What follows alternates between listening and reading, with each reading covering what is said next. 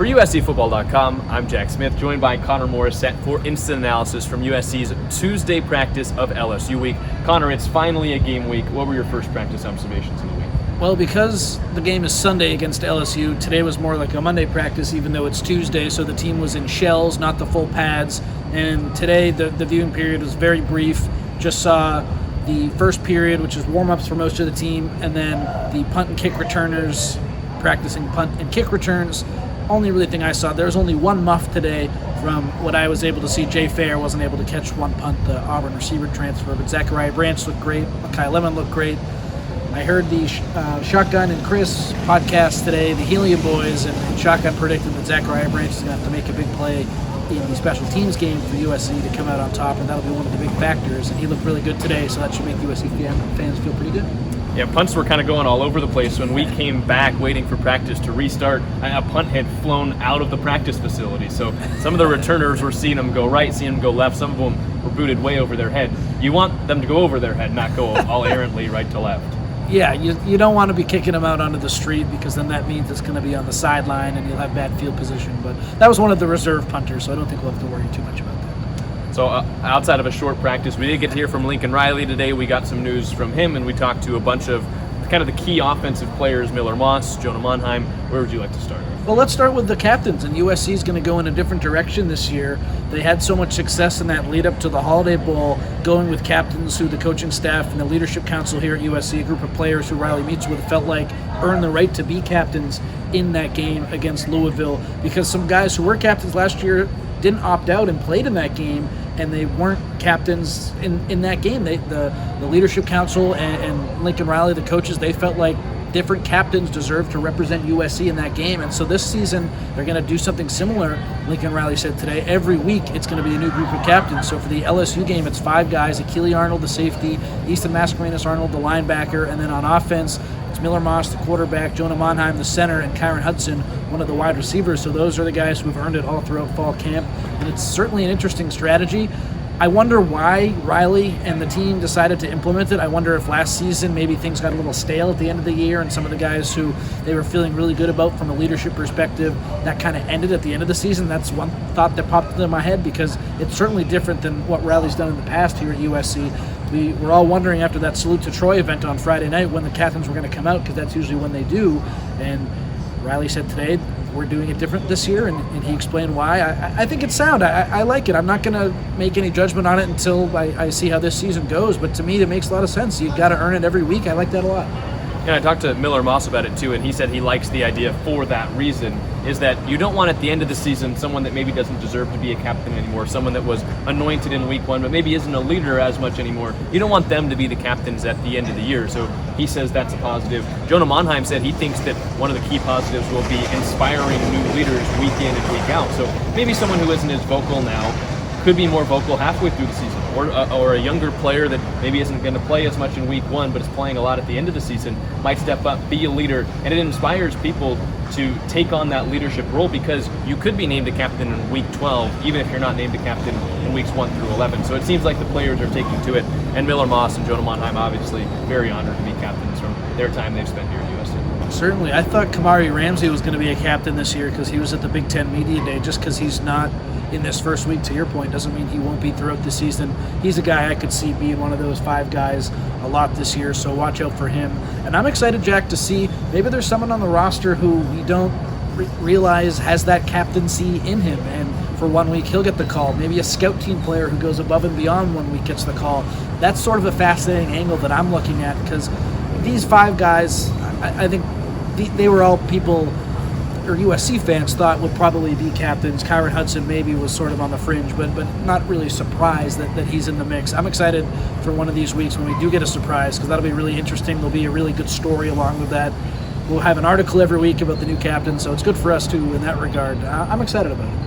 It was Easton Mascarenas Arnold, Akili Arnold, Miller Moss, Jonah Monheim, and Kyron Hudson. Those are the 5, at least for week 1 against LSU, but they're subject to change. We could see those same 5 guys out there. We don't really know what to expect in week 2, but I think it's good to leave open the possibility for other guys to slide their way in.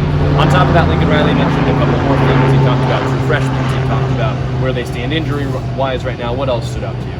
Yeah, he didn't give us a lot today. I asked him if there were any injuries. He said no, we're fully healthy. from all the guys who are competing in fall camp. The only big injury has been Malachi Crawford, the second-year corner, who hurt his knee and is out for the year, unfortunately. But outside of that, they expect every impact player to be full go, so that was good. He was asked about position battles, what has been the toughest position battle to evaluate, and then he listed like 5, and didn't really give any specific names, so that was sort of funny. Couldn't really get a good answer from him on that. He was also asked about what it's like to prepare for LSU with so many unknowns, new offensive coordinator, new defensive coordinator, new quarterback, a lot of new personnel for them. And he said it's similar to what we've done in the past because everyone has to play a first game, and in this era of college football, there's always going to be a lot of changes. So, Jack, I just kind of think most people, and it seems like Lincoln Riley included, based on what he said yesterday on Trojans Live, how excited he is to see USC's defensive line. Like, he's ready for this LSU game. I think we're both ready. USC fans are ready. This game can't come soon enough. Having to wait that one extra day will be hard, but at least we'll all get this game to ourselves, and there won't be any other games on TV that day, so the whole country will be watching. I'm really excited for it, and that was sort of the vibe I got from Riley today. He's ready for some football. Yeah, it's almost like he's been asked a bunch of these questions throughout the entire offseason, and it's just a formality. He's got to come speak today before the game on Sunday, in which the questions will be answered and then new ones will pop up. But it's been a lot of the same for the last couple of months. He did say one thing he was asked about: what are the challenges of playing a team like LSU in Week 1, not a Rice or a San Jose State. You don't get a warm-up game. You go right into it at LSU. And he said he's played some of these games before. He likes these big matchup games in Week 1, so he's excited. And he didn't really say he view it as a challenge. Yeah, he said I don't view this game differently than I would those other games, which to me, I don't know if I totally believe that, but I get what he's saying. A season opener, regardless of who you're playing, is a season opener, and you got to have everyone ready to go. It is different, though, let's be honest, because when you're playing a San Jose State, you can light a fire under one of your offensive linemen by starting a true freshman like Alani Noah started last year. I think that was to try to prove a point to some guys from Josh Henson and Lincoln Riley. And against LSU, you probably wouldn't do that. So I don't expect to see any roster moves that will make our eyebrows go like this. Like, what? USC's doing what now? I expect to see the depth chart that I put out on our site. It might not be perfect, but I expect that to be pretty close to how it all goes. And this team, it looks like, and I won't go through the whole depth chart right now, but there just aren't that many surprises. The big offensive position battle is right guard. It looks like that's Alani Noah. The 4 sophomores, I think, are going to start at receiver. Miller Moss now is the starting quarterback. Woody Marks locked down the running back spot. And then defensively, there's some questions on the defensive line, but I think a lot of the position battles are solidified. The team seems really in a good spot from a cohesion point of view, and they're united. Let's see how it looks on the field. Got to talk to a couple other offensive players as well, some of the guys on the outside there. You talked to Emmanuel Prignon. We also heard from Jacoby Lane and from Duce Robinson. What did you take away from some of the things those guys had to say today?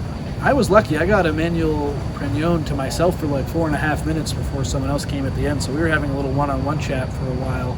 Tried to get some stuff from LSU out of him, didn't really succeed with that. They're keeping a lot of things close to the vest. I asked him what he wants to do this year to best prepare him to potentially enter his name into the NFL draft after this season, and he said, I feel like I have the physical tools, but I want to work on the mental side of the game.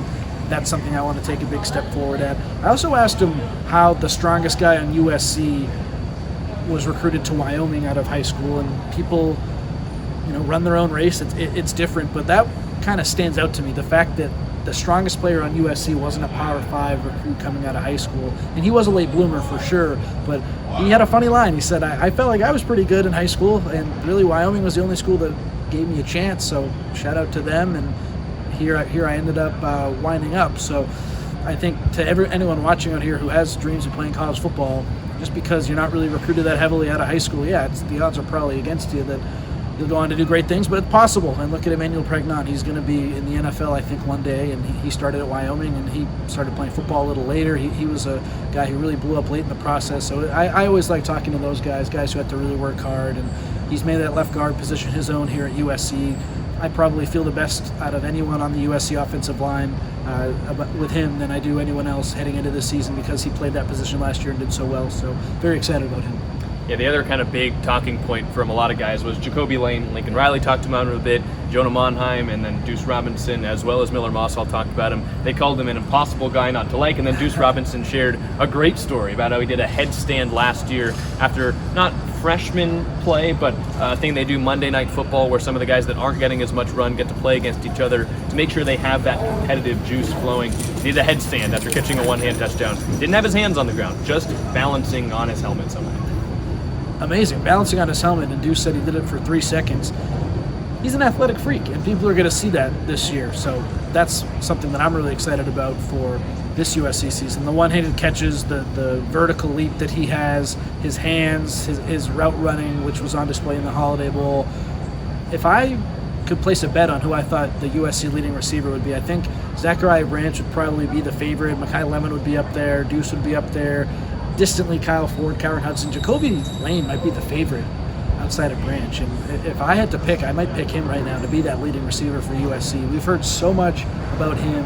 He had that great Holiday Bowl performance. I felt like out of all the younger receivers, he was the most consistent in that Holiday Bowl game as well. He caught the 2 touchdowns. I think big things are in store for Jacoby Lane, and it seems like it could happen to a nicer and more fun guy, which is always great too. You love when the people you cover are nice people, and that certainly is the case with Jacoby. Ryan and I had a chance to speak with him for one of our House of Victory interviews, and we could see how great of a guy he was after that. So I'm rooting for him. I know a lot of USC fans, of course, are too, and I think he's in store for a big year.